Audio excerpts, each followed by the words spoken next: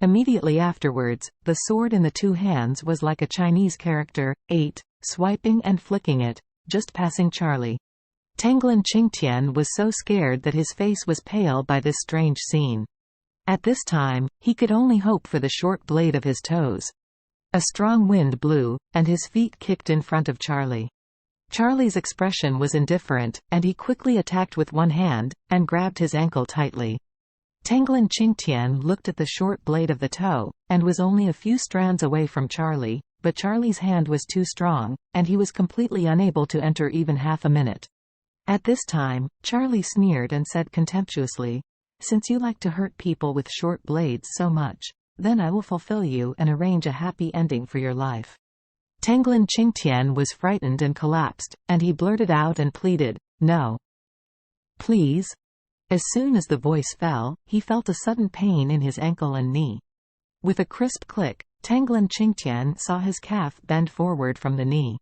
It turned out that Charlie completely broke his calf from his knee with one hand. He was tortured to collapse by the severe pain, opened his mouth and yelled hysterically, "Ah!" The next moment, his voice stopped abruptly.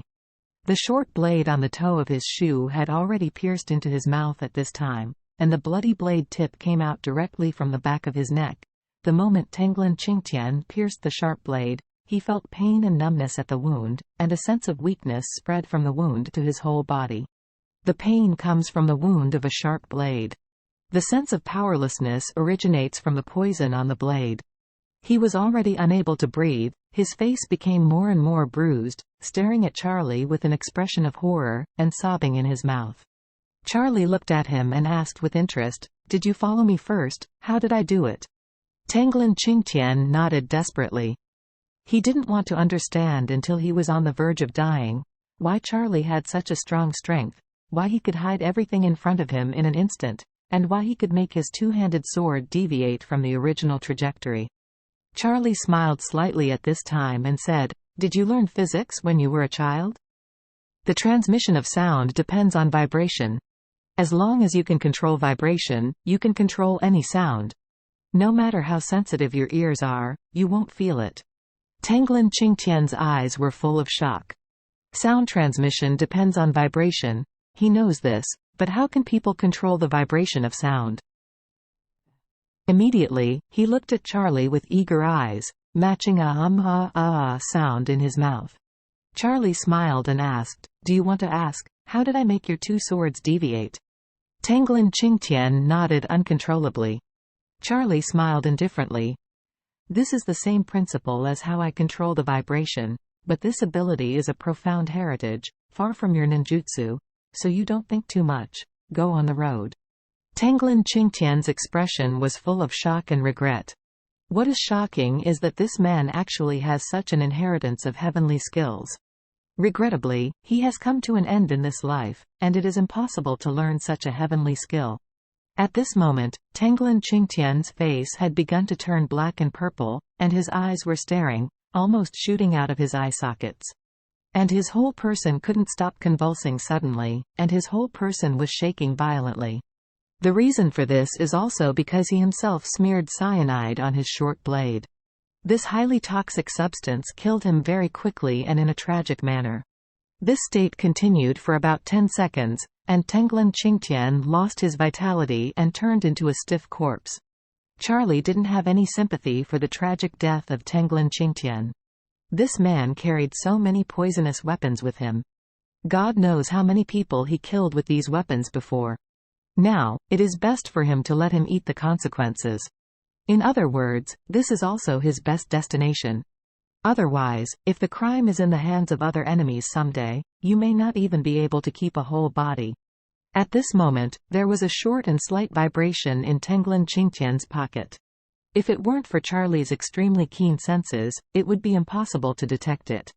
Astonished, he reached out to touch the inner pocket of Tanglin Qingtian's shirt, and he found a mobile phone.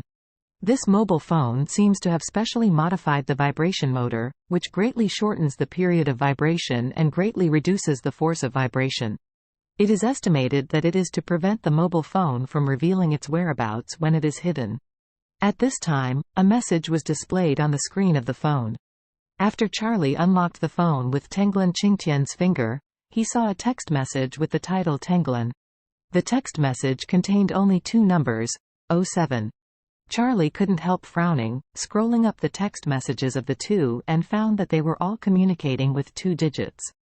Tenglin sent A03, and Tenglin Qingtian responded with an 11. Charlie speculated that this should be some kind of agreed code between them.